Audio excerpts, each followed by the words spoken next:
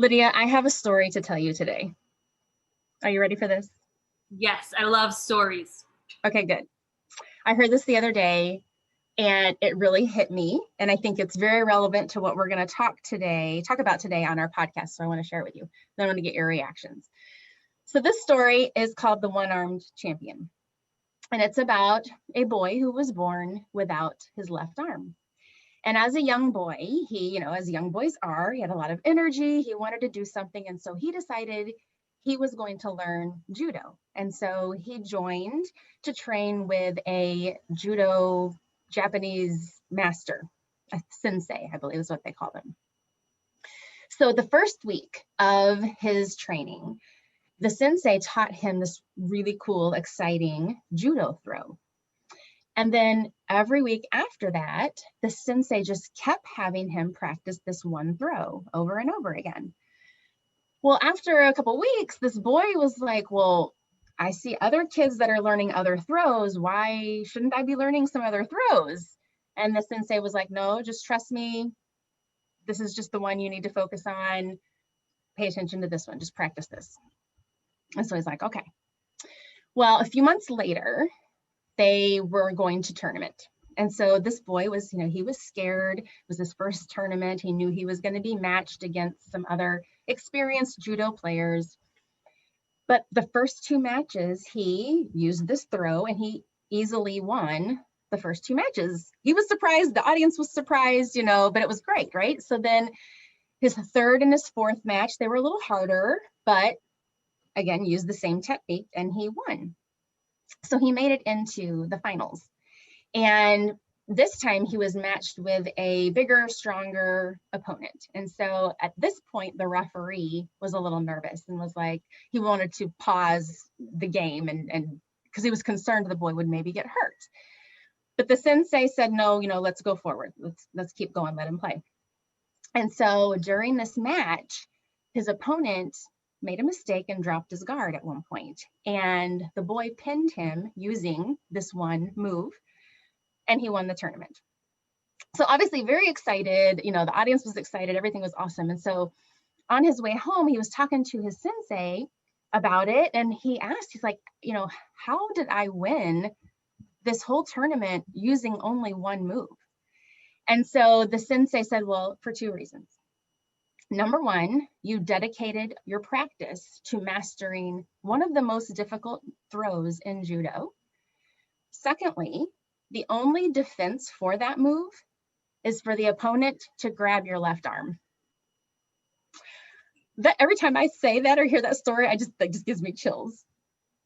So like the whole moral of this is that sometimes our perceived disadvantages can actually end up being turned into an advantage. I love that. Yeah, like just looking at him, you would feel bad. And like the referee wanted to stop, like, oh, maybe he shouldn't fight this one guy. But yeah, like using that disability or disadvantage, like got him the win because you like you hear stories like this all the time, right? About like people that are born with, differences or like had an accident and then go on and do these incredible things. And like, it's so hard to imagine just the added fear of like not being like the other, your opponents and just like overcoming that. I love that. And that gives me goosies. I know, me too. Every time I listened to it, I found it on YouTube the other day, and just right away I was like, oh my God, I love this. And I don't know if the story's true, but regardless, I think the point is very clear. And I think sometimes we can just take for granted that maybe we're unable to do something. And so then we're just like, well, I can't, so I'm not even going to try. Whereas in this situation, he wanted to do something, and the sensei was really, encouraging him, and it actually turned into something amazing for him. So I don't know. I just thought that was really cool. I think a lot of times it's our attitude towards something, and our perspective about where will we let fear stop us, or will we push past that and then do something with that?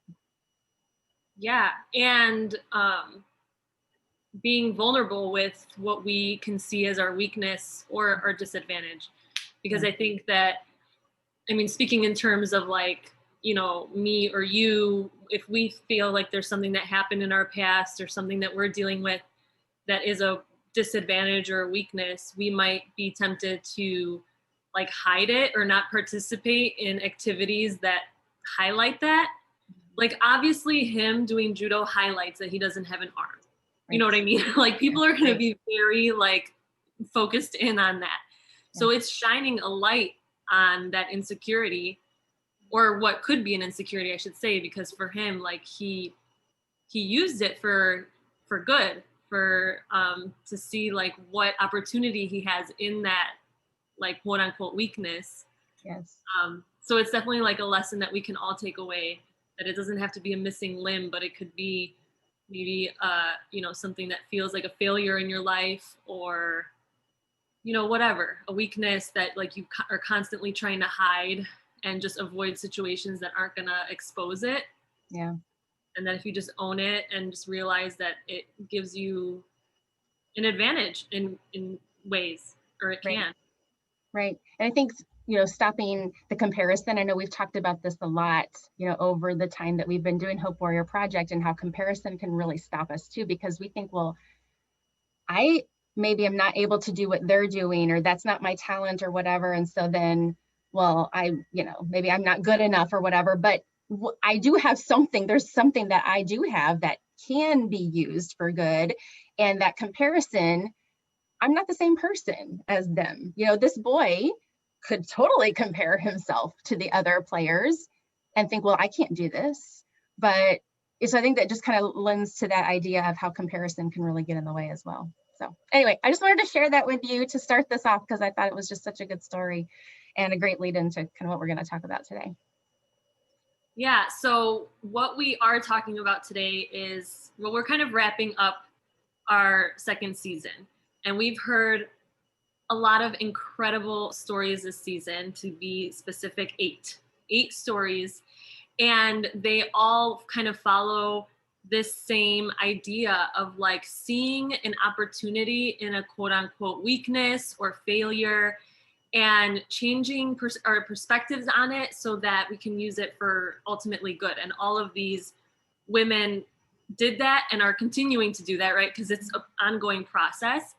But I just quickly wanted to go through the stories. I mean, not in depth by any means. So if you connect with anything that any of these women have gone through or are going through, please go back and find the episode. But week one, we talked with Michelle Martini, and she shared her experience about her startup going completely bankrupt and having to close her business and losing like over $1 million. And how she quite literally had to start at ground zero and reinvent herself completely because of just her life revolved around this, as you can imagine. And how it kind of sent her into, you know, she lost all of herself, not just the business, but, you know, then it pushed her to really look at herself and be honest with herself. She ended up losing over 60 pounds. And just adopting this whole new healthy lifestyle and just being energetic and excited about life, way more than even before this whole situation happened, just being creative, whereas before she wasn't. There's so much, and it's going to be so hard not to talk about these stories because there's so much.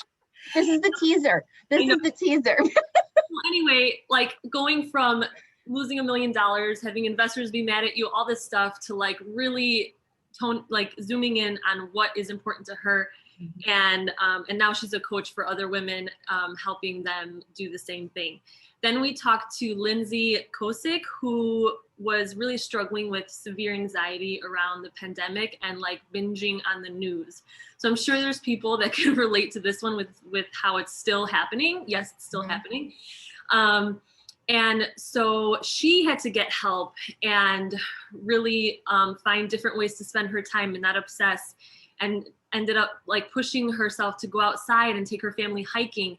And then it resulted in her starting this amazing Facebook group that has, today I checked, it has 28.7 thousand members. And it might be more now because I checked this morning, but it's all about families sharing ideas of how to get out of the house safely during these times, which is so important.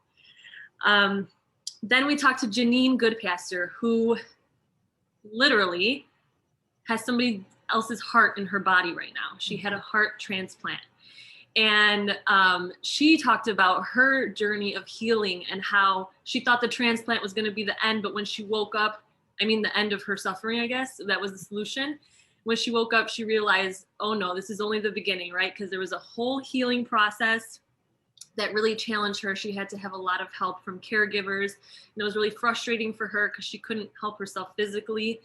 But she really was able to tap into working on her mindset and reading books and staying hopeful, and just how now she has this whole new outlook on life, and how the things that bothered her before are like, oh my gosh, like she can't even believe they bothered her before, because after like doing this huge surgery and not knowing if she was even going to make it, she just has this whole new perspective on life, and she's actually writing a book. And so that's pretty incredible. Then we talked to Tina Beauvais, who has a daughter that has muscular dystrophy, and it's a very severe disability. And she talks about the darkness that came with that, and having to deal with all the challenges of like living in the hospital pretty often in the first, I think it was like 7 years of her life. I think she just turned 14, which is incredible. And so she was talking about this perspective, this hopeful perspective, and how when she was saying, why me, God like changed her mindset to like, what's the purpose in this? Like, what's God's plan in this? And when she was able to look at things that way, like everything started to shift and change. And she was able to use her daughter Noelle as like this platform for teaching people about disability, what did she call it? Inclusion. Like how we can teach our kids to be kind, and it's okay to ask questions, and it's better to interact, and all these amazing things. And also she just has a beautiful message about like the simplicity of just being kind. So she has a shop called Be Kind, Live Kind, and they have all this really, really cute gear. So just all that's coming out of her experience with Noelle. Then we talked to Ashley Abramson, who she lost herself, as I think many women do after a difficult divorce. And so she was, self-sabotaging and just going down a road that she did not want to go down, feeling sorry for herself. And her boss or supervisor saw what she was going through, had empathy for her, could relate, and really took the time and showed Ashley that she saw her where she was at, and that she understood what she was going through, and gave her a book, which totally changed her life. It started this new outlook on seeing the divorce as an opportunity to reinvent herself and to do it better this time, because she knew herself better this time. And so she went through this whole journey of figuring out what that was for her. And it made her so excited about life that, like many of our women that we interview, she wanted to help other people that are going through the same thing. So she has a program called Divorced, Not Destroyed, where she helps women with that process of starting over and figuring out, who am I on my own, and how do I want to move forward? And I just think that's a beautiful thing. Then we talked to Yvonne, which actually this interview was old and we shared it. This was one of the first ones we did, but it was still amazing.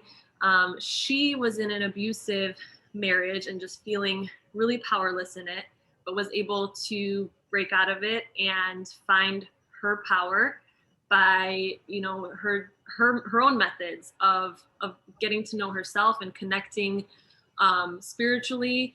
And now she does the same thing, where she's coaching people on their own empowerment journeys. And her story is interesting because she is also a developmental therapist. So she works with kids. So in the interview, she talks about how she wants to work with parents single parents that are dealing with their own healing of like divorce or losing their spouse or whatever, and how they can be better parents while they're healing, because a lot of us tend to take out our pain on our kids or on our loved ones or whatever. So so that's been where she's like been narrowing in her passion.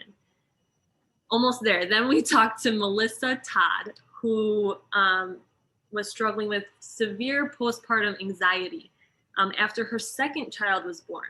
So I found this interesting because it didn't happen after the first one, but after the second one. And she describes herself as a control freak, someone that, you know, wants to fix things for herself, doesn't ask for help. So this was like, I feel like God's way of putting her like in a place of needing help so that she can like humble herself and see that, you know, we're meant to help each other and that's okay. So she was brought to a place where she absolutely needed to get help and did. And it was the best thing that she could do for herself.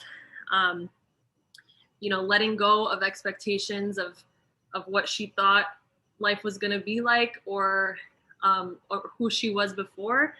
And she talks about just how the experience gave her just such a renewed or a better sense of empathy for what people are going through. And something that stuck out to me that she said was this idea of like understanding mental health better, because, you know, there's like a stigma around it and people say like, oh, just be happy, or, oh, you know, just go whatever. But she was saying like, out of all people, she was such a control freak that if it was fixable on her own, like it would have been fixed. I remember her saying that and I'm like, oh shoot, I kind of feel the same way. So like I could relate. And I've had mental illness in my family. So it's when you go through that yourself, you can really see like how, I guess, helpless it feels. And it is hard to explain how you just can't, you know, go watch a happy movie and be happy about it. So that one was eye-opening for me. And the last one, Melanie Morganson. Morganson. Okay. She talked about her journey of being diagnosed with Hodgkin's lymphoma, which is a type of cancer, and just how for her it was all about community and finding people that understood like what she was going through, and also just putting a name to what was wrong and facing it head on. And you know, she's in remission, I think 2 years now. And now she's super passionate about doing the same thing for others, providing that community, providing a resource. So she has a blog and a large following, and she's giving back that way. So I'm like out of breath. Yeah. Like, I tried to do that as fast as I could because I know it's not like drawing you in too much, but I want you guys to know like what these stories are about, so that if there is something that you connect with, you can definitely go back and listen, because all these women had so much wisdom to share and so much that they learned through their own unique struggles that like we could all, you know, learn something from. Exactly.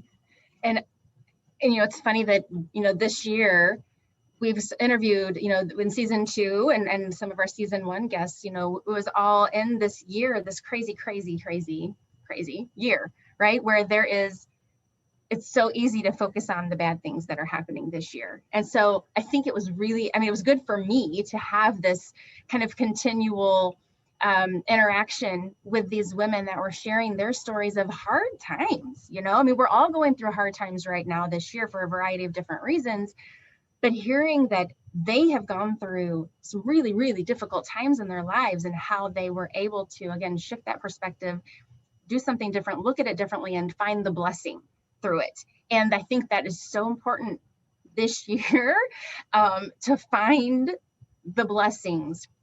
And I know I had done, I think, a post previously on our page about being thankful for 2020. And that can be really hard to say, like, what? Really? We're going to be thankful for this year? I mean, that's kind of crazy to even say that. But I think there's, even with all the negativity and life-altering situations that we're in that have just, you know, disrupted life and hard things, I always try to look, well, maybe I shouldn't say always, I try to remember to look for What is the lesson here? What is the blessing? What good thing came out of this? And so I think hearing these stories is just a good reminder that we can find the blessings in really, really difficult times. And we even on our Facebook page, we had asked folks, what's something good that happened this year? And there were so many amazing things that people shared. So, it's real easy to focus on the bad. It's easy to talk about it. For whatever reason, in our human nature, I don't know, we like talking about the bad things. I guess maybe that's just more exciting or something, but there's just been a lot of really good things that have come from this year. So I wanted to ask you, Lydia, I mean, like we talked about all these other women and these stories, but for you personally, what was this year like for you with the tough times versus the blessings? Looking back on this year, what did this mean to you? Yeah, I would say the biggest thing for me was just, like I said, that I could relate to Melissa with the whole control freak thing. And this year taught me, like, let go. Yeah. Like, if anything, that was my biggest takeaway. It was a lot happened, right? Like the school's closing, I have 2 kids in school. That was huge. My husband's job being impacted. At first it was really scary because they thought they weren't going to be able to work. So for a few weeks it was like, oh my gosh, like how is this going to pan out, like financially? Luckily they were able to kind of pivot, and a lot of blessings came out of that season in his career. Hiring a friend that has been killing it for him on his, for his company. But I think, yeah, overall, it's been like just trusting that there's a plan, trusting that there's something out there that knows better than me, and that my plan is not always the best plan. And I was listening to Think Like a Monk by Jay Shetty, and he talked about unattachment, which is something that I learned about in my yoga training, but I love how he explained it. And when we hear the word unattachment, sometimes we think like, oh, it's like taking away the emotion or something, or it almost can sound negative. But the way he explains it is like, think about when you go on vacation, okay? And it's temporary, right? You're like, I'm here for a week. This beautiful, gorgeous hotel room is only mine for a week. I'm only going to get cooked for a week, like, right? And then also, like, just every moment feels precious because like time is ticking and like you only have this opportunity. So there's this sense of unattachment where like you're not crying the whole time you're on vacation because like it's going to end in a week, right? You're not like, well, this sucks because it's only going to be a week. No, you're like, this, like, I have to soak it in. And he said, if like, it's so funny how when we're on vacation, we can have this mindset because it's like cut down and our brains can wrap around that. But like, if we lived life this way, it would be completely different. And that's another thing that I took away from this, is that like nothing is certain. If anything, that's what this pandemic has shown us, is that nothing is safe. Like nothing is yours. And as terrible as that sounds, there's like a beauty in that where you can like appreciate it more, because that the clock is ticking, because that actually you're on vacation, that there is a date, where a checkout date. And like, so that, like, does that make sense? Like, just. So, yeah. So, I mean, like unattachment, would it be like not getting ourselves too attached to the negative things that are happening, knowing that they're temporary? Like all of it, good things and bad things. Okay. As terrible as that sounds, it's like when you're with your, like if you have children, when you're with your children, knowing like that your time with them is limited. So like not like shooing them away, because like you're annoyed or something, but being like, just cherishing everything. Sure. But also the negative things too. And knowing that, like it's not going to last forever. And just going with the flow. Like when you're on vacation, like you go with the flow, right? For the most part. Yeah. When you have like an agenda, I feel like it just kills the vacation. But it's like doing that in life too, like having a plan, of course, having goals, but at the same time, like what I said in the beginning, trusting that something is in control. And there's just like a piece to that. Like, okay, God, like you know what you're doing. Obviously, like this wasn't meant to happen today because everything feels like it's going against this plan that I had, and being okay with that and saying like, okay, we're not doing that today. Because in the past, that would drive me nuts, you know, like if I wanted to, you know, go do this specific thing and something happened that didn't allow me to do it, then I would just get all hussy and, you know, frustrated and like nothing goes my way and, you know, play the victim, make it all about me. And then throw a tantrum. yeah.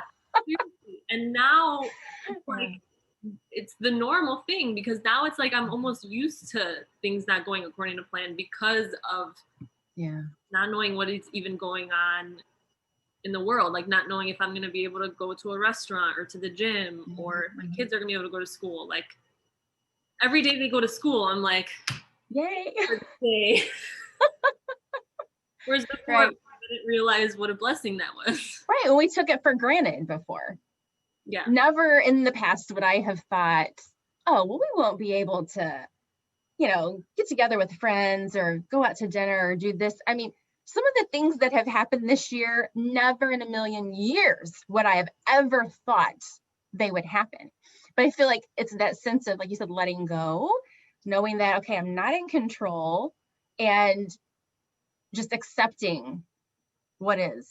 And again, appreciate it. I think I'm more appreciative of some of the smaller things now in life and time spent with family or friends, or even just time spent at home. I mean, I know some of us can be really tired. There's the balance, right? There's times where I'm sick of being at home, but there's also part of me that has grown to appreciate my home in a different way. So yeah, I can see that. Yeah. What about you? Did anything big happen or? So I mean, when I think back about this year, I guess a couple of things. One of the real tough times for me this year was all the political stuff. I personally am just not a real political person. It's just whatever reason, that's not what fires me up, right? So I don't get all up in arms about things that are going on. I know not everyone's like that, right? And totally there's a lot of passion around this, and I can appreciate that. I think what was hard for me is that I felt like it brought out so much ugly in so many people. And I think that was probably made worse by the fact that, you know, life was totally not normal this year. It just probably escalated everything. But that one was tough for me because, first of all, like I don't understand, like within me, I don't understand why someone would get so worked up about something like that, because that's not me, right? I get it that someone can get worked up, but that's not me. So I don't just understand it within myself. But what I had a hard time with was more of like, well, you know what? We're still all human. We're still all dealing with all kinds of stuff. And regardless of what any of us think about it, there's some things that, you know, we just can't control. And so that one was hard for me. You know, it made me think of this little analogy, I guess, or example that I've heard in the past. So I think a teacher did this with her class. So she had them take a toothpaste tube, squeeze all the toothpaste out of it, right? Then she said, okay, put the toothpaste back in the tube. Well, you can't do that, right? The analogy here was that when we say things, it's out there. We can't take it back. And so I think that's when all of this was going on, and so many harsh words and all this kind of stuff, it's like, all this is being said, you can't take it back, right? And so when I heard that analogy, it's been a few years ago that I heard that little story, and that has stuck with me about the importance of thinking about what we say, because we cannot take it back. We can, you know, we can ask for forgiveness, we can say we're sorry, you know, we can do all these things, but it's out there. So I don't know, that was hard for me this year, but I think I learned a lot more about, well, other people and tried to really challenge myself to have more understanding about different points of views. So that was one thing.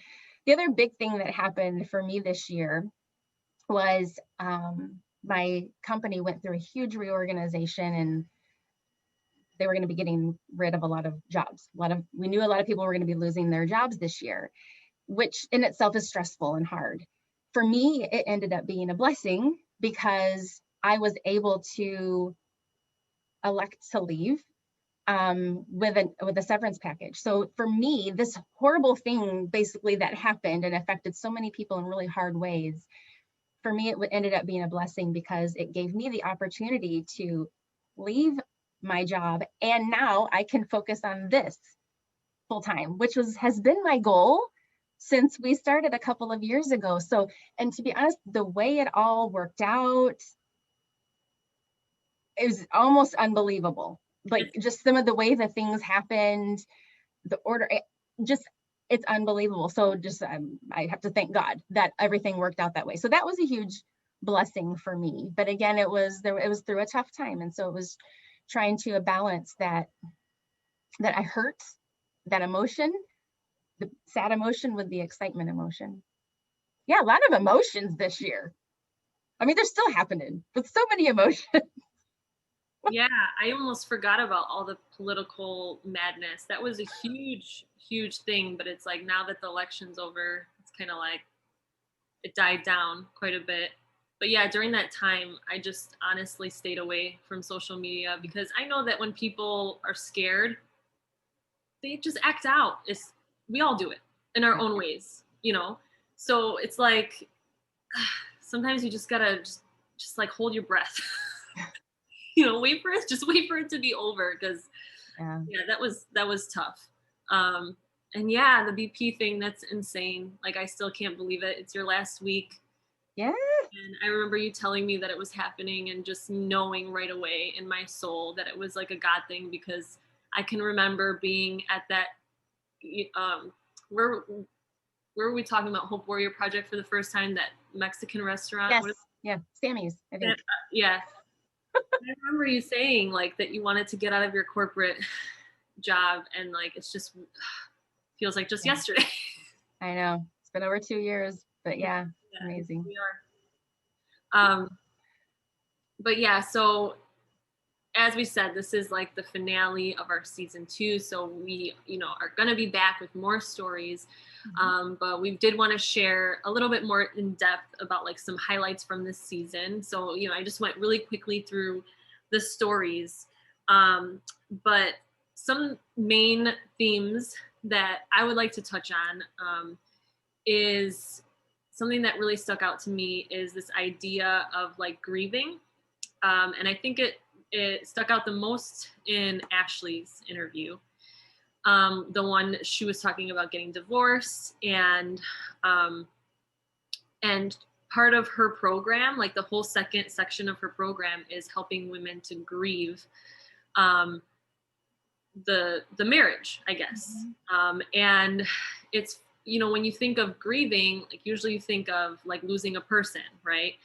Which I can relate to because I lost my mom way too early. And I feel like when we think about losing a person, it makes more sense because you're never over it. You're never over it, right?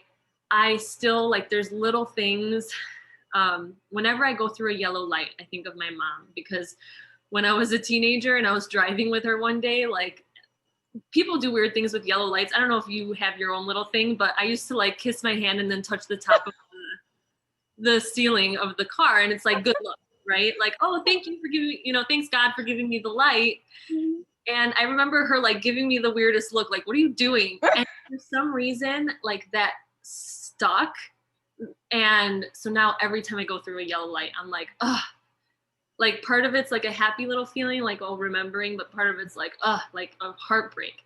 She was talking about that, about like how that happens not only with losing people, but with losing past versions of ourselves or a spouse or whatever, that like there's going to be moments where it comes back up and you feel that heartbreak again, but learning how to give yourself grace through that, how to recognize it, And then if you know that it's a process, then it's so much easier to give yourself that grace. Especially when it's something like a divorce, because when you lose a person, to like a person because they lost their life, it's like I said, it's just easier for you to understand why that would still make you sad. But with other things, maybe like you get more frustrated with yourself. Melissa also talked about this when she was talking about this. She was talking with her therapist, and she said, when am I going to be the same me again? Or when am I going to feel like myself again? And the therapist said, like, you're not. And like, it was so hard for her to hear that. But like, we need to look at this as an opportunity to reinvent ourselves in a new and better way, and not hold on to past versions of ourselves, and not hold on to old circumstances that aren't there anymore and are out of our control. And how, like, if we look at it as an opportunity, and then also give ourselves grace as we're going through that process, I think that's like huge for our healing in going through any of those tough challenges, like the ones that we heard about this season. And even with what we're going through with COVID too, like not holding on to how things used to be or how you thought they were going to go this year. And just understanding that it is grieving, even if it's not like a physical loss of a person, your body still responds in the same way. Yeah, it's a loss of something. We actually talked about this at work, about how change, any kind of change, there is a grieving process through that, but people don't think about that, right? You're like, oh, just change, move on to the next thing. But actually, we need to give ourselves time to go through that. You know, what are I don't know the stages of grief off the top of my head, but I think the first one is denial, right? So we don't want to accept that anything is changing, right? This is what we're comfortable with. This is what we know. That can't be changing. You know, what am I going to do? And so it's allowing ourselves to grieve the loss of something that we knew and we were used to. And I never had thought about that before when it comes to just change, you know, and there's been a lot of change this year, and the way we live our life, the things that we're used to doing. So yeah, did we give ourselves, you know, in general, did we give ourselves the chance to really grieve that? Probably not. That's probably why it's so hard, because we're holding on to it. Don't take this from me. You know? Let me still go to the restaurants. Yeah, no, I don't think there's been enough time. I know it feels like it's been going on forever, but no, yeah, it takes longer than that. Yeah. Yeah, another thing that stuck out to me that was a theme throughout a lot of the interviews was like this idea of Michelle talked about it, about discernment and making like spirit-led decisions instead of just like reacting. And Ashley also talked about it, about kind of like the self-sabotage and making decisions that she knew like wasn't good for her. So like a lot of these women talked about being kind of like led by something. And, you know, we talked about it too, like earlier in this interview, about something knows better than me, right? I'm just a human. My sight is very limited. I have to trust that I can align with something that has the big picture and that is guiding me. And that if I can do that, then I can make decisions in my life that will align with the master plan, and it'll feel better. And what I loved about Michelle's interview was when she was talking about how spirit-led decisions aren't always easy. But they feel different. They feel like there's a sense of peace, and it's like knowing like, oh, like this is gonna make some people upset. This is gonna cause some conflict, or this is gonna hurt, or whatever the case may be, but like still knowing in your soul that it's the right decision, and therefore like going into it open and knowing that like it just feels completely different than just doing things to just feel better in the moment, and then the next day feeling guilty about it, or letting it, you know, send you down a road that's just going to make things ultimately worse little by little. So, and Yvonne talked a lot about that too with her with spiritual breadcrumbs. And I love that like stuck out to me, because yeah, the more we can like open our eyes to the fact that we are always being led, I think it makes life this beautiful adventure of like co-creating with God instead of just always trying to like find some sort of control and Yeah. like scrambling for what's the right thing to do, and then also being able to like wait for the answer. We talk a lot about that too. Like you don't know what to do, not just like freaking out and making any decision, but like being able to sit in it and wait for like the guidance. That's hard. That's And hard. it's definitely been a season of waiting for a lot of people, right? Because everything just slowed down in a sense. So there was a lot of just like uncertainty for a long time. Yes. and still it's going on. So Well, and in today's age, I mean, being patient, I think, is just hard in general. But I think even in today's age, we are so used to immediate gratification, immediate answers. I mean, I can't tell you how many times I'll be talking to somebody on the phone, and at the same time, I'm Googling something they said because I'm like, oh, what about that? Let me find that out real quick. So we are so used to this not having to wait for anything. I think it's even maybe harder these days. I don't know, maybe than it was way back in like my grandparents' time. I don't know, but it's hard. But when we wait, then we can, well, first of all, respond versus react. I know when I react, it's usually not pretty. And afterwards, I look back and I'm like, wow, I didn't handle that well. Sometimes there's an apology that has to go along with it. But if I will just wait a minute, hold my breath, take a breath, and then, I mean, I'll pray, God, what do I do in this situation? Help me to keep my mouth shut. I think it's a much better result, but it's hard because it goes against our human nature of I'm right and I'm going to tell you what I think, or I'm going to do what I think. So we all struggle with it. I don't think anyone probably has that down perfect in their life, but things work out better if we can. Well, and there's like that physical aspect to that too, that when you do feel threatened and you react, you physically can't make good decisions. Yeah. Like it's a science that like the way the chemistry in your body happens is that like you are programmed to like defend yourself, to protect yourself. Yes. You are not programmed to immediately connect, to immediately understand, like, so just a few breaths can make all the difference because literally there's just blood going to different parts of your brain. It's like science. Mm-hmm. So I just always, remember that, because if like I get a text and I start to feel defensive, then I'm like, okay, like it's just happening. It's happening. Like, just breathe it out, like put the phone away for a few minutes. Like, don't even necessarily think about it right away because you're not going to think about it rationally. Right. So just like you said, Stephanie, I think that's awesome to be like, okay, God help me. Because then you're saying like, I don't have the answer right now. I'm not capable right now. But you are. And so I'm just going to wait for you to like break through whatever's going on in my brain right now because it's madness. Yes. Yes. Yes, definitely. I mean, this has happened to me even this week. So very fresh in my mind and my experience. And there was something today that was bothering me. And I'm like, you know what, instead of reacting, I'm going to write it down. I'm going to, type it out. I'm going to type out my feelings. And I know we've talked about that too before, journaling, things like that, but getting it out of your head onto paper or whatever can make such a huge difference. It's like this release, because otherwise it's just like it's festering and building up like a volcano, I think, inside our head. And when we're able to get it out, just write it down. Nobody has to see it. You can say whatever you want, on paper. But that gives it's just decompress.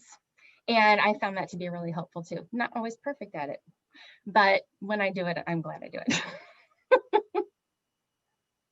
So there's a couple, you mentioned some of Melissa's story, and then, obviously you talked about all of them, but two of the stories that really kind of hit me in particular this year are in the season 2 it was all around this theme of huge shifts in perspectives. And I've always just, for something about perspective matters, right? We can choose our perspective. And that's something, it takes time, it takes training, it takes practice to continue to do that.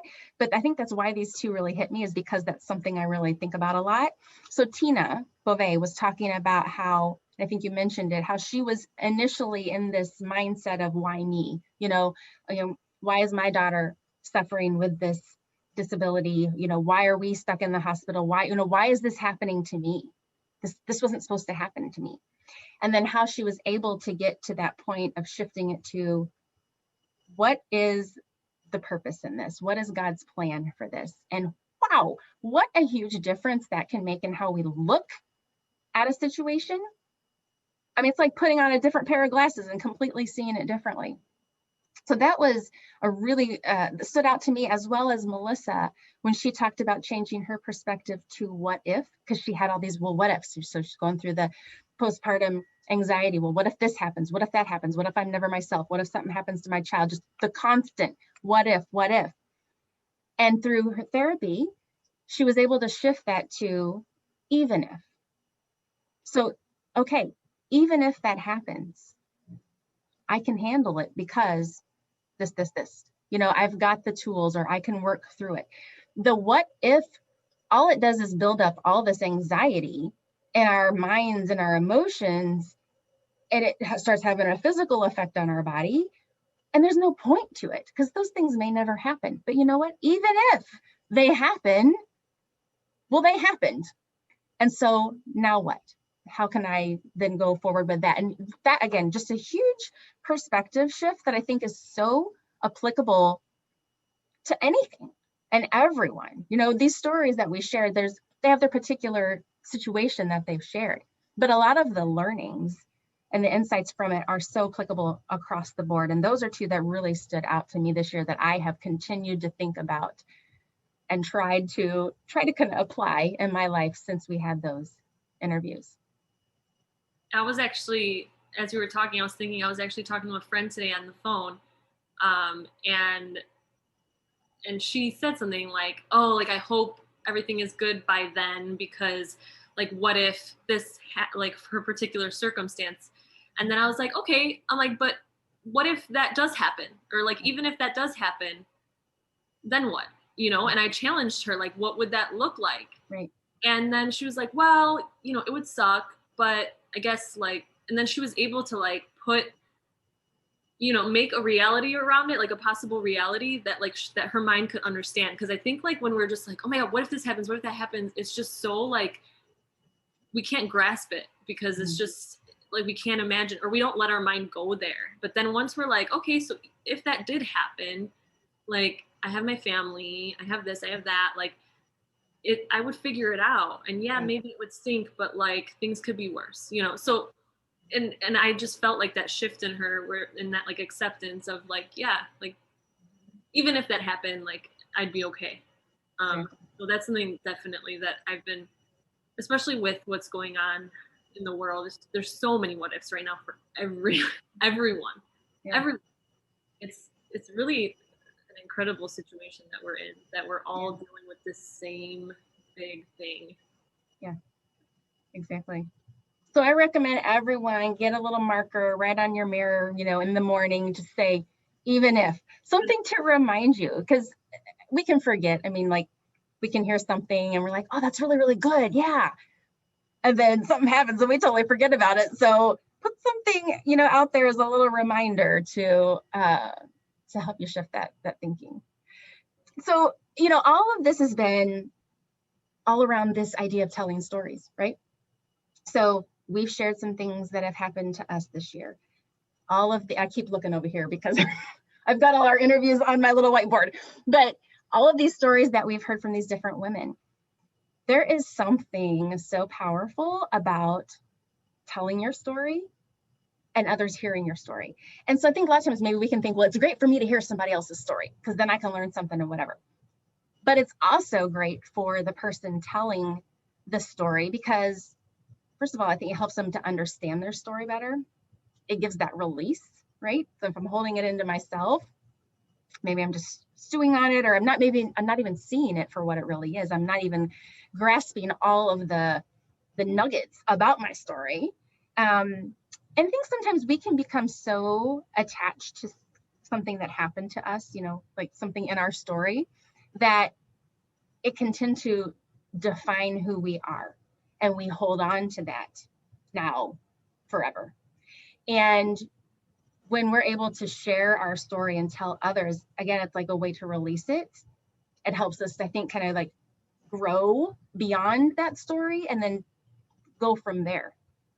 So I've really appreciated the fact that, all these women have been so willing, and we didn't have to like talk anybody into it, right? I mean, these women have been willing to be vulnerable and share aspects of their story that were really tough. But I think anyone that has listened to them has gained so much from them. And there's just a lot of power in it. So we might not think about that sometimes, about what we're doing. We're telling our story. And there is importance in that. There is power in that. Yeah, and I mean, I think we can make it go full circle back to like the story that you shared in the beginning, is that when we do share our stories, it's shining that light on a struggle. It's shining that light like on our humanity, on our missing arm, and saying like, this, if you just saw this by yourself, you might perceive it as a weakness, but look at what it's done for me. Yes. And like you said, for the person telling the story, it helps that like solidify into your mind, so that when you do look back on that failure or weakness or whatever it is, it doesn't feel like a failure anymore. It doesn't feel like a weakness anymore. It feels like something that makes you you in a beautiful way, and something that set you up for something else even better, or a blessing. So yeah, I love doing this. I love hearing the stories.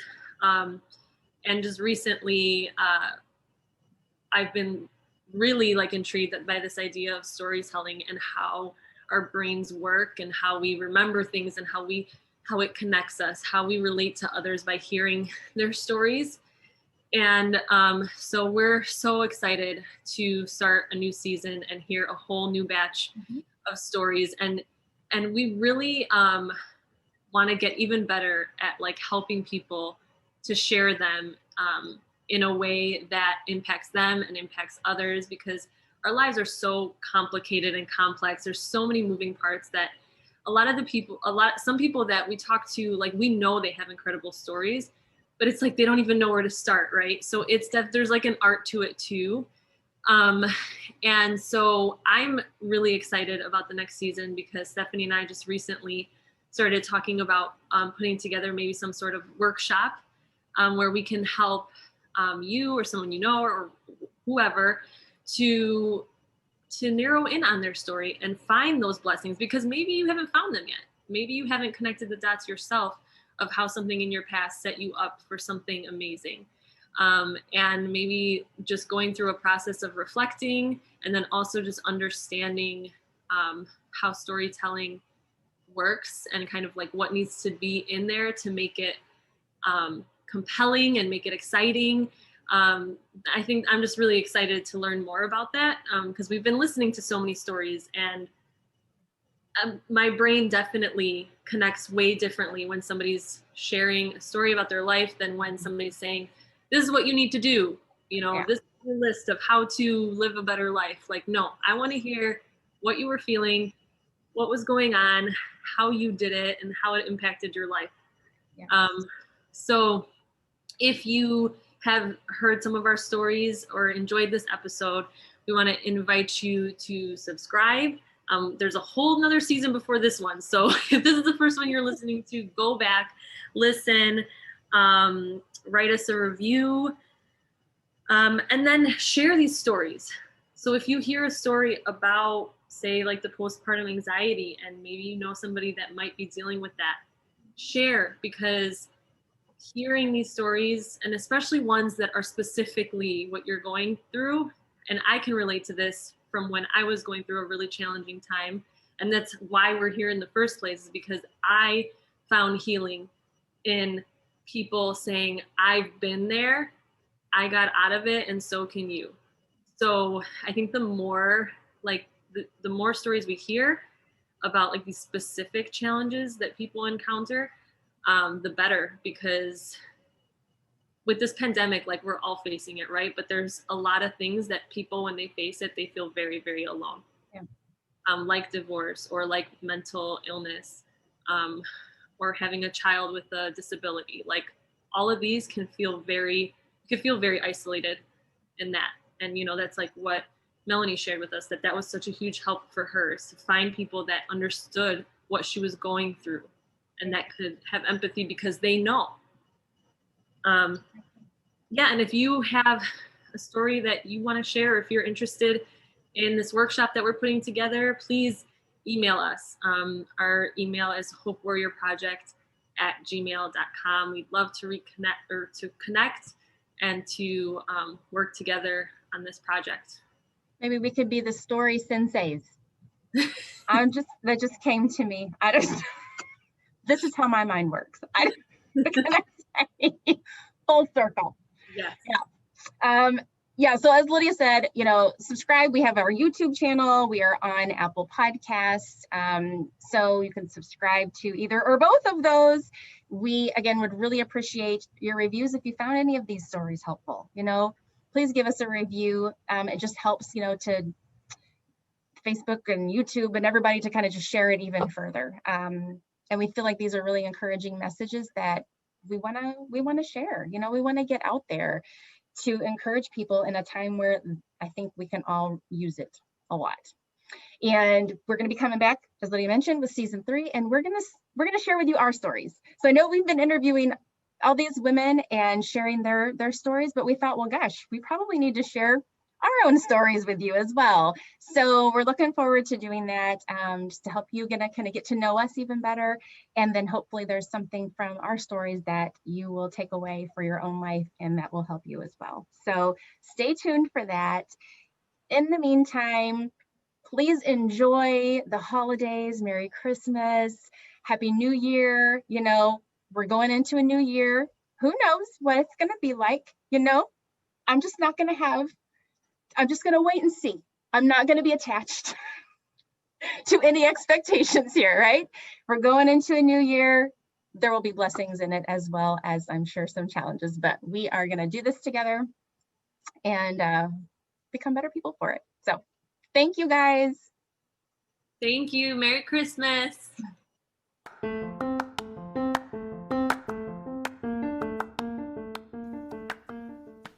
Thank you for joining us today. Go take a listen to our other episodes. We think you'll be encouraged and inspired by what you hear. Are you interested in sharing your story of hope on this podcast?